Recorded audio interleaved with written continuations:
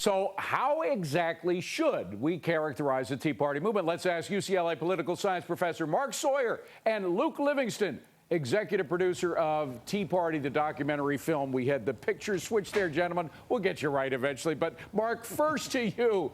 First, we hear that the Tea Partiers are a bunch of yahoos, that they don't have a high school education. Now they're a bunch of privileged elitists. What is it? First of all, I never said that. I always thought that they were older, white, probably upper middle class, on Social Security, on Medicare, but angry about government programs.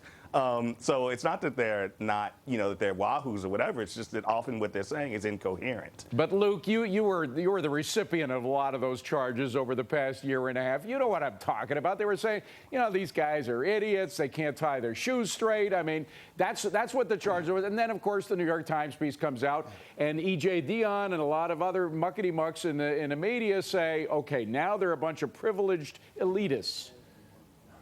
Well, it's just part of this effort to keep marginalizing the Tea Party so that those that are interested in joining the ranks of the Tea Party, which is about 48% of the country, would stay back and away from this rebellion.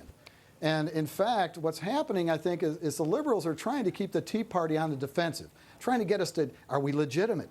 Are we big enough? What's going on? So that, we're constantly maybe second-guessing ourselves.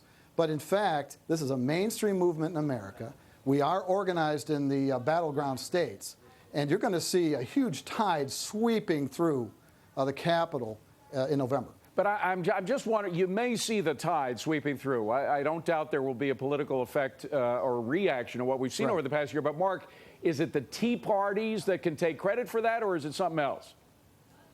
I think it's the jobs numbers if they don't turn around. I mean, there's a lot of economic anxiety amongst people, and that always weighs on presidential approval, regardless of Tea Party or not. I mean, I think, the numbers that I've seen, that the largest amount of Tea Partiers or Tea Baggers or whatever you want to call it is somewhere between 120,000 and 6 million. There's more than 6 million people in California who want to legalize pot. So, I mean, the movement's been fabulously successful. The movement's been fabulously successful in getting their message out there. I was going to jump down your neck. Let me let Luke do it for me. Go ahead, Luke. I have to fight both of you guys. I'm on my own here. That's why I'm pulling back. Luke, you go ahead. Look, you got the CBS and New York Times poll, but Rasmussen just came out with their poll that said that 48% of Americans feel that their views align more closely with the Tea Party movement than with Obama's views.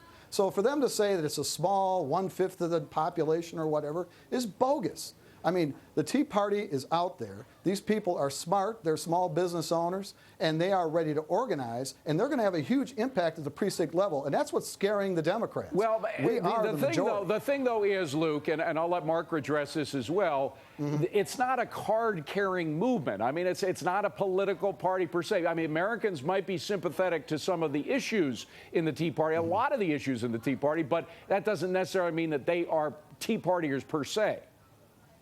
Well, a lot of the people that have entered the movement... Hold on, Mark. Go ahead, Luke. I'm sorry, go ahead. Well, a lot of people that have entered the Tea Party movement were apolitical, right? They've never been active before.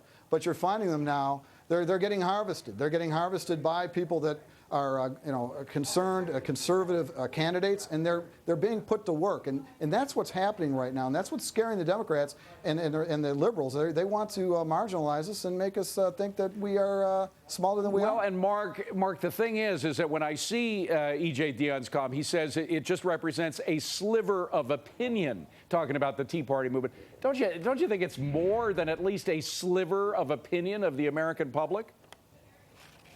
I mean, small government reaction has always been a significant part of American public opinion. And so I mean, yeah, it's a big thing. But I mean, like, one story I have is that I was talking to a Tea Partier. I was on vacation. I was talking to a Tea Partier small business owner, and he asked me to explain to him what the health care plan would mean for him and his small business. And when I explained it, he said, you know what, I think I like that thing. And so I think one of the things is the Tea Party's been great at taking a very small movement. Now you're going back to the Yahoo. These guys can't read properly. They need stuff to be read to them in order to understand it.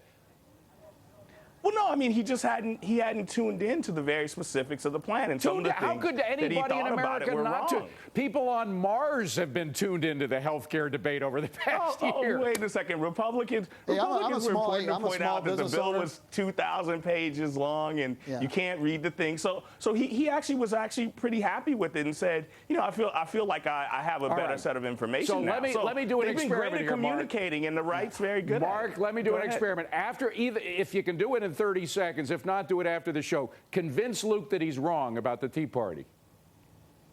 Well, that he's wrong about the Tea Party? I mean, what do you mean? Or is he wrong about the health Well, bill? you talked a I don't guy know out of the health care bill. Maybe you could talk Luke out of the Tea Party.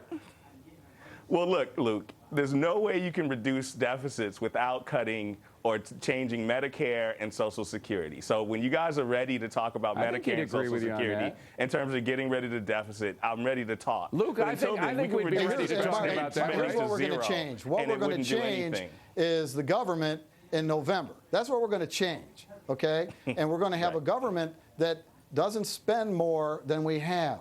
And Okay, it's by going the to way, listen the to their one can't thing, do hold that on a without second, getting guys, rid the of Social one Security and thing Medicare. that E.J. Dionne did say that I think everybody would agree on, he said a Pew Research Center shows that only 22% of Americans say they can trust the government almost always or most of the time, among the lowest measures in more than half a century. And the political party that taps into that sentiment will definitely be the winners in November. Guys, we got to leave it at that. Mark Sawyer, Luke Livingston, great to see you both. Please come back and see us again. And we want to know what you folks out there think.